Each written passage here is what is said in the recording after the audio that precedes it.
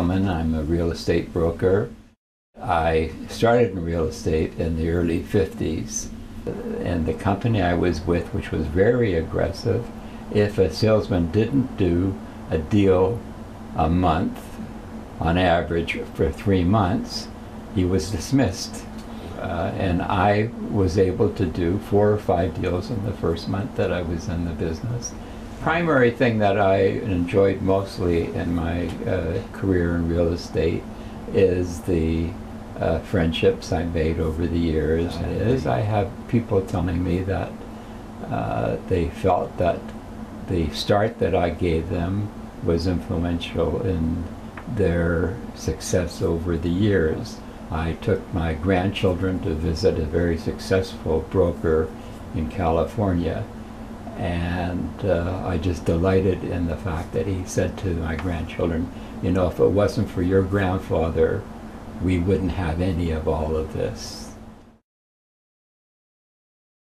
Recognition for the work that you do, the freedom that it gives you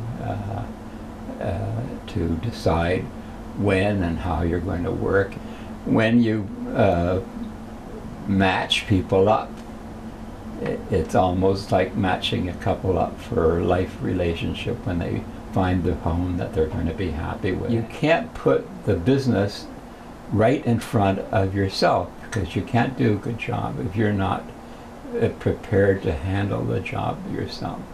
Know your product, and then try to know your people. Try to find out exactly what it is that they're doing. What do they do? What are their interests? You're just dealing with the people. There's no such thing as a hot listing. There's a hot seller, there's a hot buyer, but there's no such thing as a hot listing. Technology today, it's the sort of thing that makes the business operate today.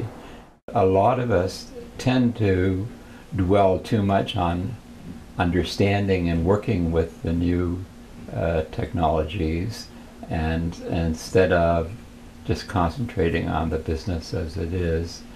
Don't let the threat of technology throw you, because you're still dealing with individuals, and you're still an individual to deal with them.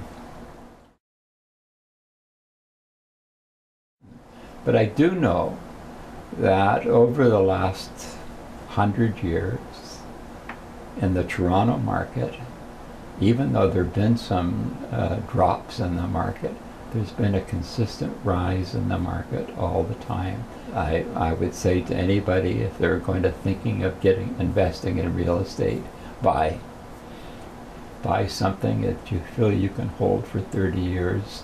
If you pay $1 million for it now, you'll be able to add a zero to that million in 30 years' time. Toronto market is strong. It's going to be strong. Toronto is, I think, a favorite for people all over the world, so there's no reason why the demand isn't going to be strong here. When we look at these high-rise apartment buildings, and we're saying, look how many buildings are going up. But if you look at those buildings, they're only going to accommodate 400, 500, or 600 people in one of those large buildings. And we have 100,000 people coming in. You need thousands of buildings, not hundreds of buildings.